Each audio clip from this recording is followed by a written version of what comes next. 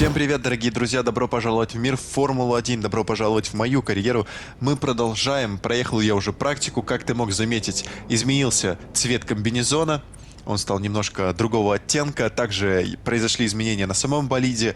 Покрасил я цвета спонсоров не в розовый, а там, где у меня бирюзовый оттенок, в черный, соответственно, спонсоров. Там, где черный на машине, там, соответственно, бирюзовые цвета спонсоров. Короче, в гонке ты увидишь, не буду тебе ничего вот это объяснять, а то у меня уже язык начинает заплетаться.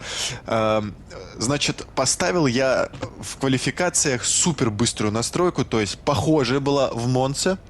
Я специально вот сделал наподобие как Монце, но проблема в том, что в Азербайджане очень много коварных поворотов.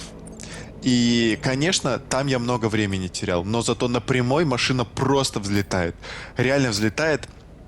Там, то есть, я отыгрываю все время. И там второй, третий сектор я показываю очень хорошие результаты. В первом, да, я проигрываю, потому что, ну, вот эти все повороты налево, это действительно непросто. Как ты видишь, даже напарник мой поработал, он заработал 150 очков уже, по-моему, второй или третий раз за нашу карьеру. То есть, такие дела. Переходим в квалификацию. Ожидаю я неплохого результата, потому что за счет настройки, за счет, в принципе, более-менее какой-то уверенности сейчас в болиде, я вот действительно жду от тебя результата. Произошел очень такой странный момент в свободной практике, о котором я хочу рассказать. Значит, выбрал я задачу квалификационный темп. И я проиграл времени, которое стояло, то есть задачи, на секунду там что-то и 0,2. Я в шоке был, мне написали, что ориентировочное место 22-е. Хотя в свободной практике я был в первой десятке, то есть у меня было нормальное время. Я не знаю, это может быть баг игры, но имеем, что имеем. Сейчас посмотрим за результатом в квалификации. И еще один последний важный момент, который нужно учитывать в этой настройке. Машина действительно быстрая на прямой, но точки торможения очень сильно отличаются от тех, что были, ну, вот если бы я использовал, образно говоря, стандартную настройку, то есть мне где-то нужно тормозить раньше, где-то я могу нормально тормозить, и машина стала очень нервной, и, то есть, ну, прям срывается постоянно, то есть это нужно учитывать. Это непростое гран-при для нас будет, потому что, да, будет скорость, но будем страдать в поворотах, будем страдать из выходов поворотов, то есть это действительно сложно. Ну что ж, смотрим за временем. Ну что ж, выезжать уже поздно, я занимаю пока ориентировочно 9-е место, и я начинаю нервничать, потому что, возможно, я не прошел. Если я не прошел, это просто ужас. Я на трицалках залетел туда. 16-е место, довольно близко ко мне находится Лэнс Стролл, и довольно близко находится Юки Цунода. Время я, конечно, показал так себе, но это был всего лишь один круг, ничего особенного. Я думаю, что во втором сегменте получится мне получше проехать и совершить круг без ошибок. Поэтому давай посмотрим, как у меня получилось во втором сегменте. Посмотри, насколько быстро болид разгоняется с этой настройкой. Кстати, у нас появился первый чек, это ДВС. И я думаю, что вот за это гран-при он просто умрет, потому что 8-я передача у меня уже в отсечке. А как мы знаем, что при такой работе, при работе на повышенных оборотах, ДВС еще быстрее уходит. То есть я думаю, что я просто доеду, скажу спасибо, дружище, и кину его в мусорку, потому что, я думаю, он просто умрет. А время уже лучше, уже намного лучше. Третье место пока промежуточное. 1:40,732. Как мы видим, там, например, Окон 1:41 показал. Довольно далеко. Серхио Перес там 1:49, вообще 299 показал. Я понимаю, что они могут улучшить, но наша задача попасть хотя бы в топ-10. А Серхио Перес, Пьер Гасли довольно-таки далеко от нас. Но, не знаю, не надо сбрасывать со счетов. Хотя время уже кончилось. Время уже кончилось, выезжать поздно. Мы девятые. Наши главные конкуренты, я думаю, что главные конкуренты Альпин попали в третий сегмент. То есть у них машины едут на прямых. И будем сражаться. Ну как будем сражаться? Эрон Барнс сражается сам с собой, я сражаюсь со всеми остальными. То есть у нас такой расклад. Не терпится, когда я уже его заменю, честно говоря, потому что машина, в принципе, неплохо едет. Как мы могли заметить, не на всех трассах, но неплохо. В третьем сегменте мы, друзья, это очень здорово. Сейчас нужно показать еще лучший результат, потому что я чувствую, что могу. Еще для тех, кто следит за очками пилотов, в принципе, интересно в этом сезоне следить, потому что очень все близко находятся.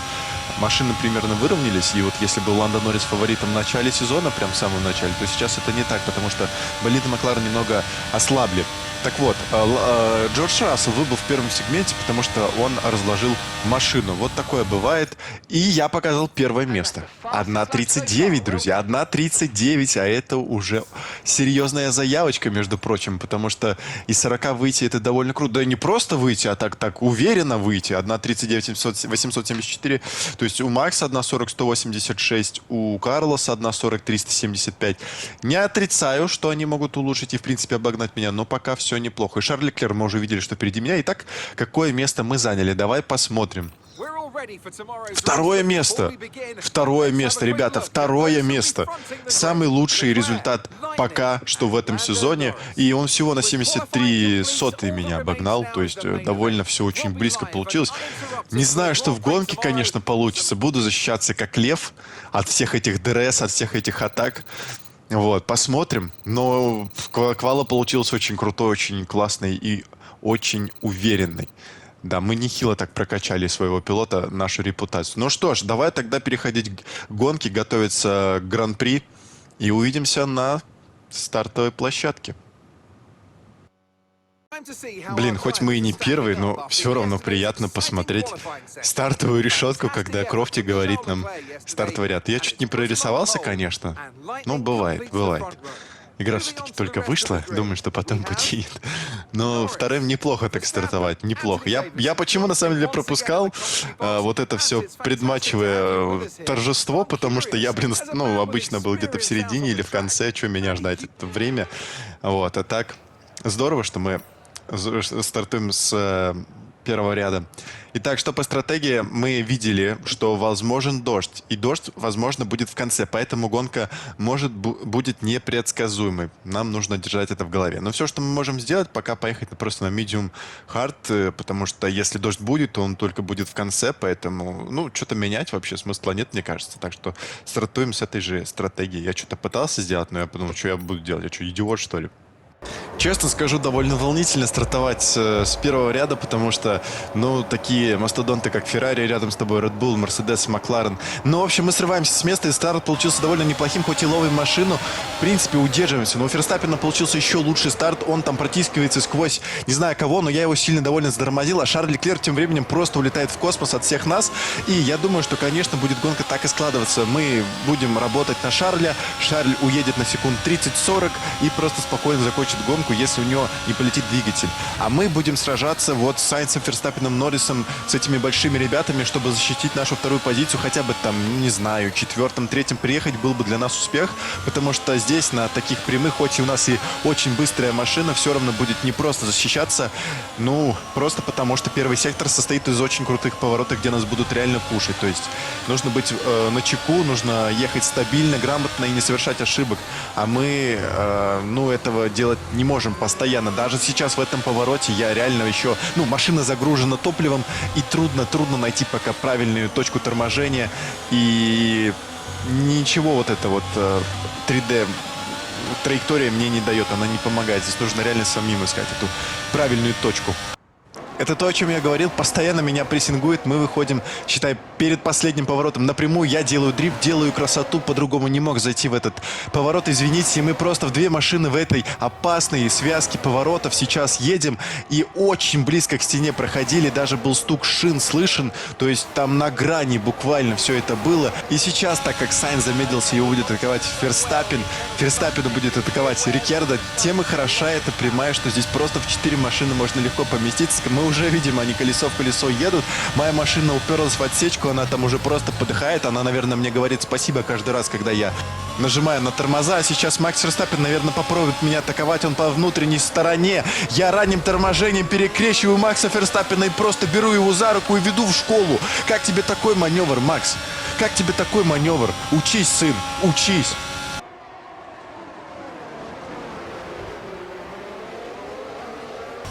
Какие бы я маневры не совершал, я могу сказать, что мне пока тяжело управлять машиной. она в гоночной конфигурации немного по-другому выглядит. И я чуть не расписался в стене, чуть не оставил там свое антикрыло и чуть не оставил Макса Ферстаппена в другой стене, потому что мы чудом не избежали аварии. Сейчас я попробую сблизиться, его обогнать в этом повороте. Что за произошло? Ой, Макс Ферстаппен! Макс Ферстаппен!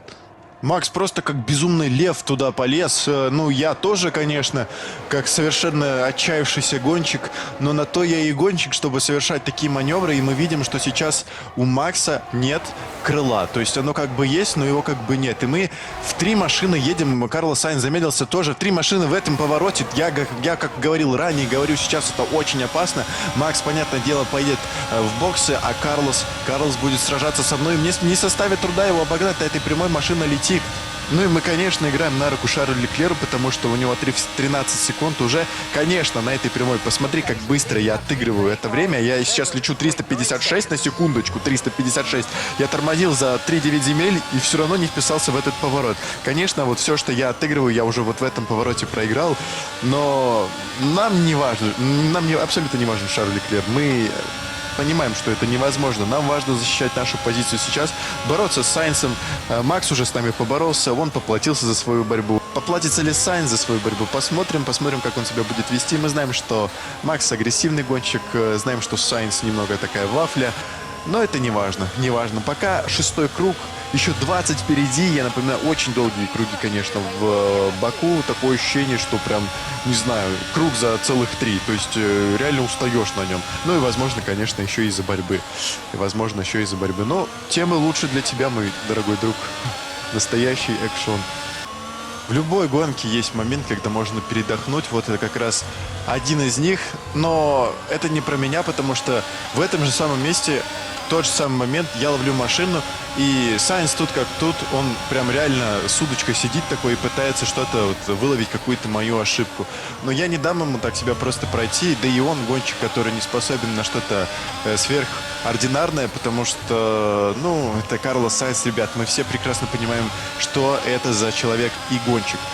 Так что сохранил я позицию в этом случае, и нам гоночный инженер сообщил о том, что почему бы нам не пойти на пит-стоп на круг раньше. И он говорит, еще через 10 минут пойдет дождь, что, конечно, довольно-таки проблематично будет.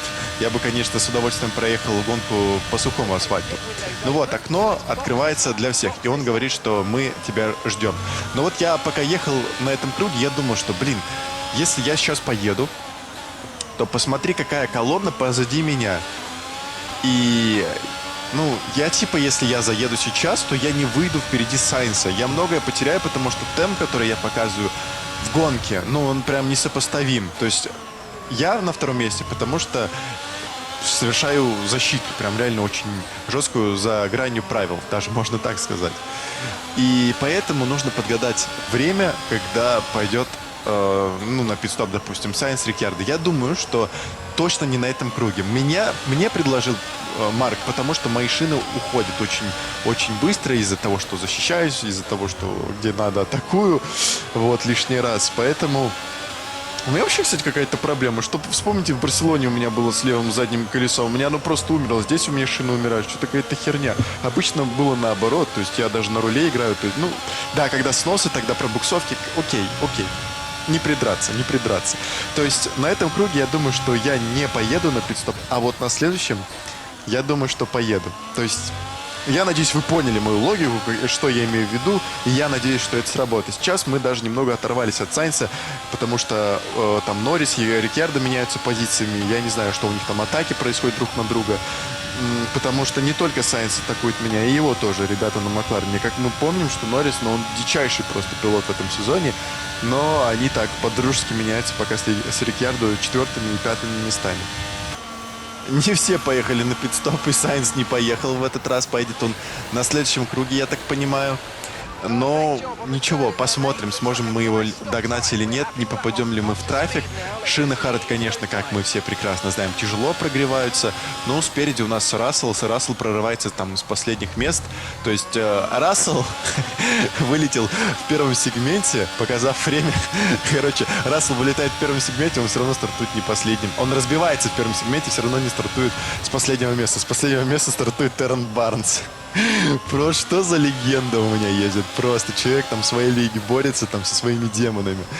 А все пилоты как бы сами с собой. В общем, такие дела. Смотрим за прогревом резины. Да, вот тяжело тормозить, тяжело поворачивать. Ну что ж, надеюсь, что к концу круга мы сможем нагнать Сайнса хотя бы. Нам сообщают, что напарник на пит-стопе. Очень-очень замечательный момент. Он мог, в принципе, и на круг раньше пойти, мог вообще не пойти. Какая разница? Смотри, Сайнс впереди. Да, Сайнс все-таки впереди. Не смогли мы его обогнать.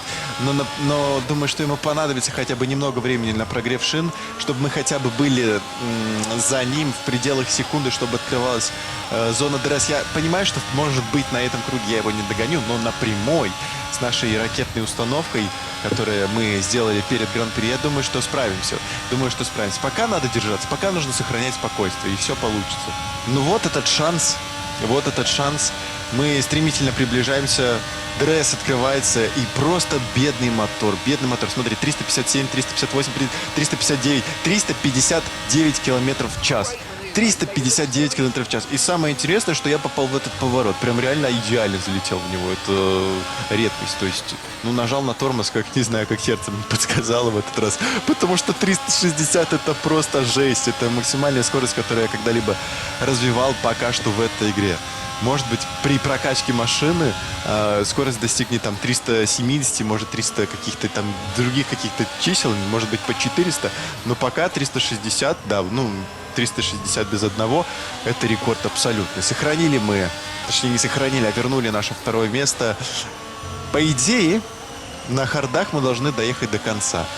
То есть чуть больше, чем 10 кругов, это легко.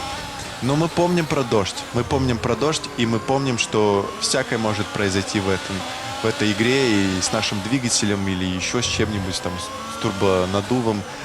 Вот, поэтому, конечно, надо надеяться на лучшее. И Сайнс вот буквально пару мгновений назад пытался закончить свою профессиональную карьеру вот в этом повороте, потому что, ну куда, блин, он лезет? Ну куда он лезет, блин? Ну капец. И начинается самое интересное. По камере уже течет вода, а значит начинается дождь. Этого я и боялся.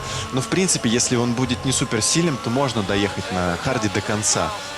То есть продержаться как-то там, меньше газу давать на поворотах. Но, блин, вот когда ты так ловишь машину, то при таких условиях, то тебе уже невольно говорит голова: езжай за интермедиатами. То есть попробуем пока держаться, потому что никто не едет на пит-стоп, пока даже Марк. Хотя на Марка я не особо сильно надеюсь. Он не сильно-то отличается от Джеффа какой-то информации. Но может предложить, но пока едем, пока не нужно суваться. Конечно, тормозной путь увеличился. Конечно, риск потерять машину увеличится. Он у меня так был большим, потому что машина настроена именно так, что она прям очень-очень нервная. Так еще и дождь. Едем пока. Перес на третьем месте. Сайнс пока далеко. То есть, ну, что-то у него произошло. Неизвестно что, я даже не помню что. Ну что, друзья, становится все тяжелее, асфальт становится мокрее, и тут чудом я не оставляю свое крыло в стене. Вот Перес притормозил, очень грамотно сделал, что не начал вот прям таранить меня и лезть до конца. Конечно, он потерял позицию, но он совершил все правильно, и мне кажется, надо ехать в боксы. Посмотри, где находится Леклер. Если ты опустишь голову и посмотришь в левую нижнюю часть экрана, то он просто в космосе. 50 секунд он может вообще там 2 раза еще заехать в боксы, ему абсолютно без разницы. Но Марк пока молчит, то есть не предлагает абсолютно ничего. Хотя, конечно, пора бы уже. Вот единственное, я бы заехал, но я боюсь за счет... ну, то есть поедут ли боты? Поедут ли боты, или я один буду такой на промежуточной резине. Поэтому ждем информацию. Да, и, честно говоря, это похоже на сумасшествие, потому что уже есть желтый флаг. Кто-то там разложился по ходу. Гонка возобновлена. Но сам факт того, что боты даже могут раскладываться, меня радует, что они не как роботы едут. Реально сложно ехать. Ландо Норрис, все. Ландо Норрис, капец, человек борется за чемпионство с Леклером. И вот если Леклер выиграет, а он выиграет, я не сомневаюсь, то вот шансы будут на равных. То есть у них порядка там, если мне память не изменяет, 80 очков будет. И, конечно, прям чемпионат в самом разгаре. Очень интересно получается, потому что прям 4 машины борются за чемпионство. Мерседес, Red Bull, Феррари и Макларен. 4 машины, которые действительно вне лиги. То есть мы уже там где-то позади них. Так что вот. Половина круга позади этого. И я не знаю, как мне ехать. Я не знаю, честно, как продолжать. Если на этом круге меня не позовут, то я не знаю. Я сам просто туда заеду. Мне очень тяжело ехать. Так что мы вплотную подошли к моменту. Ты поймешь, что уже пора заезжать в бокс. То есть он мне, в принципе, предлагает. Я теряю 2 позиции. Печально. Попробуем отыграться. Короче, решено, едем в бокс на этом круге. Не могу я пока бороться с ними. То есть, но они более стабильно едут, чем я. То есть, не понимаю, как они могут открывать газ на таком асфальте и выходить из поворота настолько быстро. Это же просто, невозможно. Хотя Федор Иванович Алонсо чудом сейчас машину спас и не ушел в стену. Из-за него я, кстати, потерял много скорости. Но попробуем на входе в боксе его обогнать.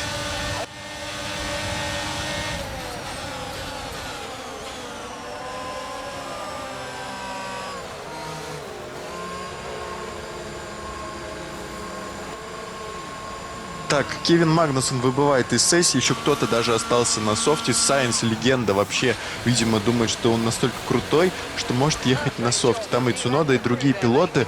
И вроде пока заминки не было, 2-3. Выезжаю я позади Рикьярдо, хотя, в принципе, мог его объехать, но он стал призраком. Позади нас Алонсо и Гасли.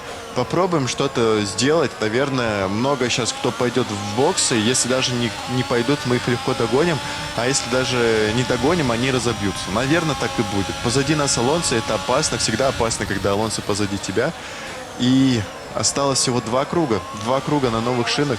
Они, в принципе, по температуре нормально всегда разогреты. То есть просто нужно ехать нормально, стабильно и аккуратно. Да, конечно, я как сказал, Алонсо это опасно, Алонсо впереди нас. Но смотрим, что произойдет дальше. Сейчас у нас будет прямая и желтый флаг, смотрим, что произошло. А там 3 машины, по-моему, и крылья летят. Цунода, кажется, разбил крыло. И я не знаю, кто там впереди, может быть, Сайнс тоже что-то повредил себе. Но он, наверное, заедет на пит-стоп. Просто гениальное решение от испанца до Алонсо далековато. Но остался еще шанс. У нас остался шанс, может быть, даже до Рикьярдо достать его. Но нужно ехать очень-очень стабильно. И самое главное, спокойно, с холодной головой. Занимаем пока 6-е место.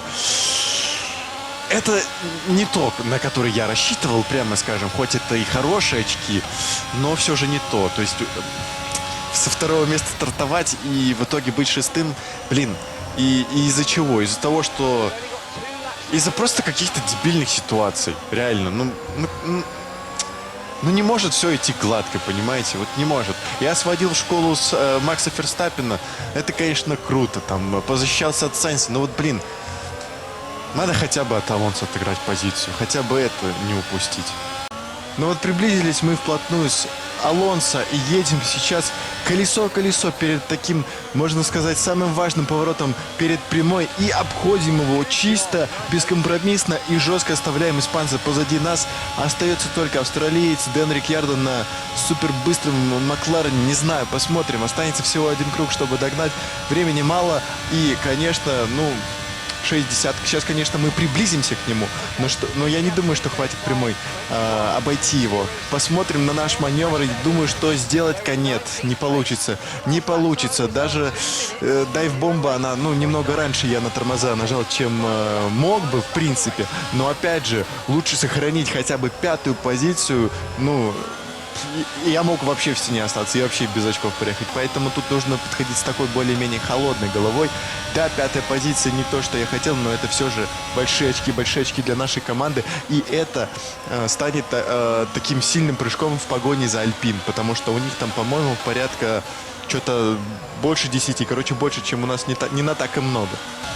Не получилось пройти Дэна. К сожалению, не получилось. 5-е место мы занимаем.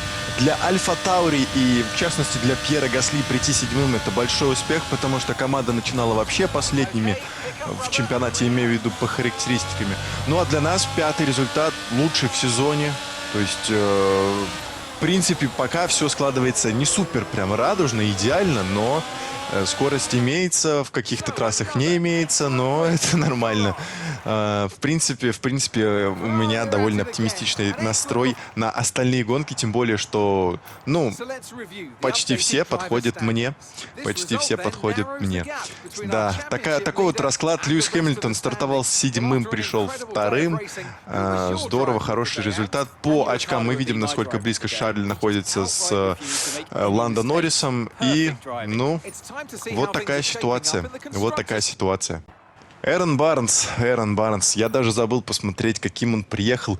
Ну, надо полагать, что он приехал, потому что не было уведомления, что вот кто-то вылетел, там Эрон Барнс вылетел. Слетел там Кевин Магнусон, Ландо Норрис. Даже вот бустанулся немного до третьего уровня наш гений. Ну что ж, красавчик. Выполнили все мы задачи спонсоров. У нас следующий будет Гран-при Канады. Мне, в принципе, нравится эта трасса, подходит для нашего болида. И посмотри, на самом деле, насколько лучше стал сам болид выглядеть. Ну, не знаю, прям аж новыми красками засиял. Прям в прямом смысле он засиял новыми красками. Не знаю, очень красиво смотрится, на мой взгляд. Бустанем еще нашего Эрона Барнса. Сделаем ему силовую тренировку. Не надо расслабляться, чувак. У нас также открыты много разных отделов для того, чтобы улучшить машину, но мы уже вложились в шасси. И, соответственно, двигатель, как я уже сказал, умер. В принципе, умер, его нужно выкидывать, и мы уже пойдем на новые силовые установки на Гран-при Канады. Также, наверное, поменяем коробку передач. Не знаю насчет других компонентов, но эти два точно заменим 100%. Ну что ж, друзья, спасибо за просмотр. Ставьте лайки, подписывайтесь на канал. Мне очень приятна ваша поддержка. Пишите комментарии обязательно. И жду вас в Монреале уже на следующем Гран-при. Надеюсь, у нас все получится. А вам удачи и пока.